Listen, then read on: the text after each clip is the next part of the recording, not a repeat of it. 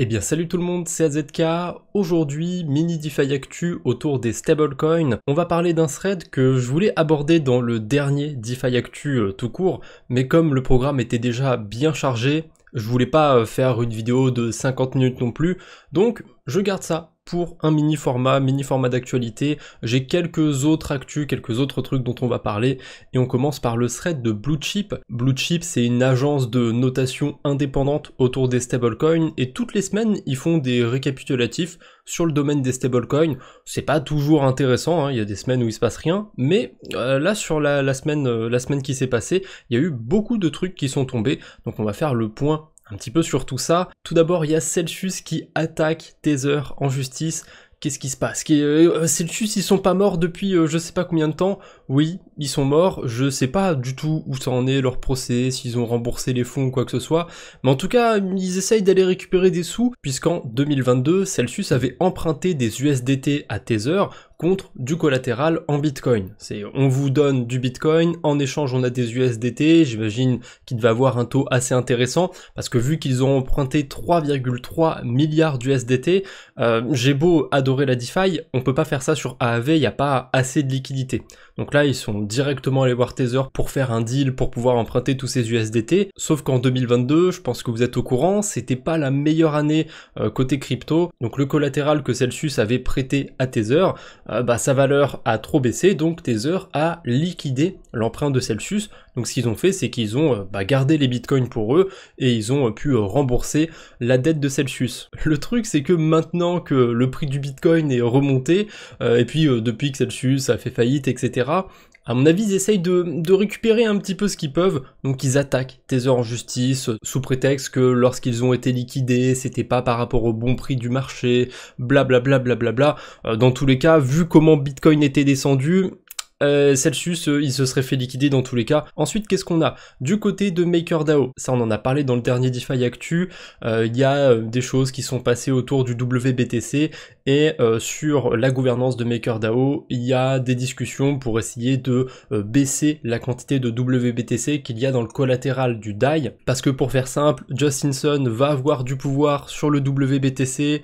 Justin Sun, il est pas très bien vu dans l'écosystème crypto, et a raison plutôt. Pour l'instant, ça se passe juste du côté de la gouvernance, il y a encore rien de fait, mais je trouve que c'est quand même une proposition qui a du sens, ou alors à la limite, il pourrait essayer de diversifier le collatéral, puisque le WBTC, c'est pas la seule version de Bitcoin bridgé qui existe, on a aussi le TBTC, et probablement d'autres que je ne connais pas particulièrement, mais je sais que sur le TBTC, il commence à y avoir des liquidités. Ensuite, on a le CEO de Tether, Paolo Ardoino, qui dit que la régulation MiCA, elle apporte des risques systémiques, pour la simple et bonne raison que pour être agréé MiCA, il faut avoir 60% de son collatéral de son stablecoin dans des dépôts bancaires, et qu'en plus de ça, c'est assuré que jusque 100 000 $, et Tether, il pèse pas 100 000 $, donc ils ont pas envie de mettre plusieurs milliards dans des comptes en banque européens, et d'être assuré seulement à hauteur de 100 000 $. Je suppose que c'est peut-être pour ça qu'ils se diversifient sur tout un tas de collatéraux, c'est peut-être pour avoir de meilleures assurances, ou en tout cas c'est ce que laisse paraître cette défense. Et en plus de ça, c'est pas le seul à avoir critiqué MiCA de ce côté-là, il y a aussi le CEO de Circle, mais bon, Circle, eux, ils sont compliant avec MiCA, donc ils acceptent le risque, entre guillemets. Après, je sais pas exactement comment ça marche, ça veut dire que l'USDC, ils doivent avoir une partie de leurs fonds en Europe, ou alors c'est que par rapport au stablecoin euro, parce que dans ce cas-là, vu ce que pèse l'euro Tether par rapport à l'USDT, je pense qu'ils peuvent même se permettre de mettre 100% de leurs réserves dans des dépôts bancaires, en tout cas à l'heure actuelle. Après, je suis personne, je pense pas influencer Tether, mais c'est vrai que du côté de l'euro Tether, ils pourraient se le permettre. En tout cas, c'est pas demain que Tether va être compliant, va pouvoir avoir l'agrément MiCA. On a ensuite l'USDE d'Ethena qui se déploie sur Solana, on va pouvoir le retrouver sur plusieurs protocoles, notamment sur Drift et sur Camino, donc des protocoles de prêt d'emprunt, et ça tombe bien, je voulais parler vite fait des protocoles de prêt d'emprunt sur Solana, parce qu'il y a un autre stablecoin qui est ajouté depuis un petit moment, qui commence à avoir une place assez significative sur Solana. D'ailleurs, depuis hier ou avant-hier, la quantité de ce stablecoin stablecoin est plus élevé sur Solana que sur Ethereum maintenant, et ce stablecoin, j'arrête de vous faire le suspense si vous regardez pas l'écran, c'est le PYUSD, le stablecoin de PayPal.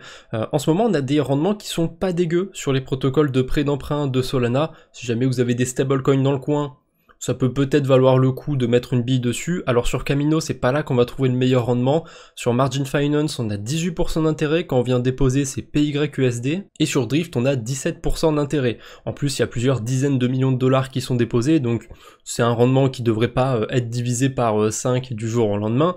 Par contre, ce qui est un petit peu dérangeant, c'est que ces intérêts y tiennent parce qu'il y a des incentives. Quand vous déposez des PYUSD, ben vous êtes payé directement par PayPal. Je suppose qu'ils doivent avoir un petit budget, quelques milliers ou centaines de milliers de dollars à distribuer pour essayer d'incentiver, d'amener les gens sur leur stablecoin et sur les intégrations qu'il y a sur différents protocoles.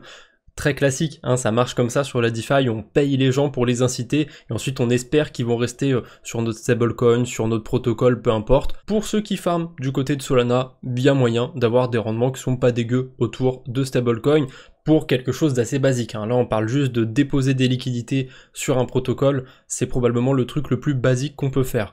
Donc c'est pas mal, ça se prend 17-18%, il y a quelques jours c'était même autour de 20%, forcément il y a un peu plus de liquidités qui ont été déposées, donc ça a baissé, mais ça devrait rester dans ces alentours, je pense, autour de 15-20%. Donc ça c'est plutôt pas mal, et on a aussi l'USDE pour l'instant qui est sur ces protocoles, mais c'est pas folichon, là le rendement il est autour de 2%, alors on a aussi la version stakée de l'USDE qui génère plus de rendement. Ensuite on a Synthetix qui lance l'USDX sur Arbitrum, donc l'USDX c'est le nouveau stablecoin de Synthetix, a priori ils en avaient déjà un, le SUSD, donc je sais pas trop pourquoi ils en créent un autre. De ce que je lis sur le thread de Bluechip, cet USDX il est backé par des prêts à zéro intérêt contre des cryptos comme l'USDC, l'USDE d'Ethena, du Arbitrum, de l'Ether et d'autres cryptos.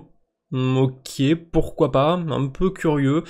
Des prêts à 0% d'intérêt, je suis pas sûr que ce soit un superbe collatéral. On enchaîne avec Gyroscope, un protocole qui vient par-dessus Balancer, si je dis pas de bêtises. Ils ont aussi leur propre stablecoin qui s'appelle le GYD et ils ont lancé une version stakée de ce stablecoin, un petit peu comme USDE et le SUSDE. Là, on va voir le GYD et le SGYD. D'après ce qui est écrit sur le thread, le protocole il viserait un APR de 12 à 15%, c'est quand même pas mal sur un stablecoin, et comment ils vont générer ce rendement via différentes stratégies DeFi avec le collatéral qu'ils ont derrière ce stablecoin. Je sais pas exactement ce qu'ils ont en collatéral derrière, 12-15% ça me paraît quand même pas mal. Je me souviens du stablecoin d'Overnight Finance, l'USD+, qui pendant plusieurs mois était plutôt pas mal, il arrivait à générer des rendements qui étaient pas dégueux, alors qu'il a quand même pas été lancé dans une période très favorable. Et il y a pas longtemps, je suis retourné sur le site d'Overnight, et à part sur Arbitrum ou sur Base, je sais plus quel réseau, je crois que c'était plutôt sur Base, où il génère encore 5-6% d'intérêt annualisé. Sur certains réseaux, il a complètement été arrêté, et sur les autres, il a un rendement ridicule de 2-3% depuis quelques jours, voire quelques semaines maintenant déjà. Donc j'ai l'impression que tenir un rendement relativement élevé sur un stablecoin, c'est difficile, surtout quand ils commencent à prendre de l'ampleur. Je pense que c'est ça qui a été difficile pour Overnight Finance. Ils ont beaucoup de liquidités qui sont rentrées sur le protocole via notamment le farming sur Blast, sur Base. Ça a apporté beaucoup de liquidités chez eux, et je pense qu'ils n'ont pas su bien gérer leur stablecoin. En tout cas, c'est mon interprétation de ce qui s'est passé. Mais voilà, maintenant que je vois un autre stablecoin qui essaye de faire la même chose, de faire des stratégies DeFi variées, il faut qu'il soit sacrément sérieux pour essayer de tenir un rendement de plus de 10% sur une année. On enchaîne avec Ripple qui commence à faire des tests autour de son stablecoin, le RLUSD. C'est pas encore lancé bien sûr, ces tests ont commencé sur leur propre blockchain et sur Ethereum, et plus tôt dans l'année, Ripple avait annoncé lancer son stablecoin pour essayer de concurrencer l'USDT et l'USDC. Honnêtement, je suis pas un gros fan de l'écosystème Ripple, mais c'est quand même un gros acteur, ils sont là depuis longtemps, donc je suis curieux de voir ce qu'ils pourraient lancer. Pour terminer cette vidéo, on va aller voir quelques données autour des stablecoins. Il y a certaines données que j'ai pas été revoir depuis un moment. La première, c'est la total market cap de tous les stablecoins, donc la valeur de tous les stablecoins en circulation. L'ATH de ça, c'était début 2022 autour de 185 milliards de dollars. C'était juste avant le crash de Terra Luna. Et on se rend compte que c'est un moment où ça a commencé à faire une phase de plateau. On voit que 2021, même début 2022, sur les stablecoins, ça a imprimé un max. Il y avait beaucoup de stablecoins qui rentraient en circulation sur le marché. Ensuite, bon bah il y a eu les gros crashs de 2022, on va pas revenir sur ça, je pense que vous savez un petit peu ce qui s'est passé sur cette année.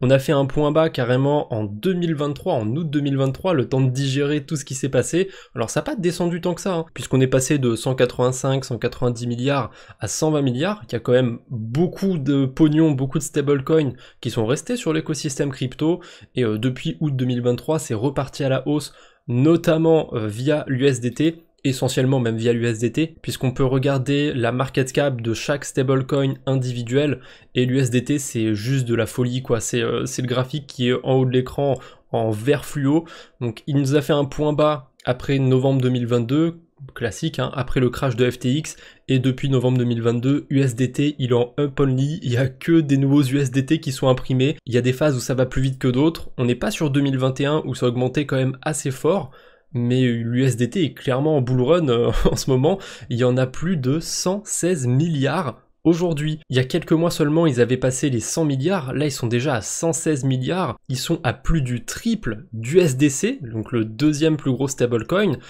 Dites-vous que pendant un moment c'était serré, l'USDC avait rattrapé l'USDT, mais ils ont eu un souci avec une des banques sur laquelle ils avaient placé leurs fonds, il y a eu un dépeg de l'USDC, heureusement ça avait bien fini cette histoire, mais les investisseurs ont clairement perdu confiance dans l'USDC à ce moment-là. Alors sur la DeFi, l'USDC ça reste le mastodonte. Il est extrêmement utilisé, l'USDT il est quand même clairement moins, mais tout ce qui va être finance centralisée, tout ce qui va être baleine, les entreprises qui veulent des stablecoins, elles vont passer par l'USDT. Il y a aussi ce graphique qui est très intéressant, c'est l'USD Inflows. Donc on peut voir les entrées et les sorties qu'il y a autour des stablecoins.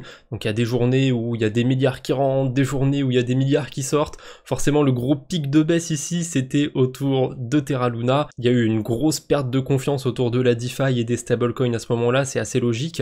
Mais quand on regarde ce graphique, il y a un truc qui me saute tout de suite aux yeux. On voit clairement qu'il y a une grosse masse de bougies vertes, parce qu'elles sont vertes sur mon graphique, elles sont toutes vertes, hein, de toute façon, qu'elles soient positives ou négatives, mais on voit quand même qu'il y a une grosse masse de bougies positives en 2021. On en a eu un petit peu en 2024, ça a semblé se relancer, mais c'est plat en fait. Depuis 2023, c'est hyper plat. Ça veut dire que il n'y a pas nécessairement beaucoup d'argent qui rentre et qui sort autour des stablecoins, et par extension je pense qu'on peut dire même sur les marchés crypto, parce que ça se joue beaucoup avec les stablecoins maintenant. J'extrapole peut-être beaucoup les données, mais à mon avis c'est quand même très représentatif du marché crypto au global, et si je vous demande votre ressenti de marché, de toute façon sur 2024 vous allez me dire que le début d'année il était plutôt pas mal, plutôt bullish, et qu'ensuite vers mars, avril ça s'est tassé. C'est exactement ce que représente le graphique des entrées et des sorties sur les stablecoins. Il y a eu, c'est monté un petit peu début 2024, ensuite c'est redescendu, on est un peu sur le calme plat pour l'instant, comme on a eu sur tout 2023 quasiment,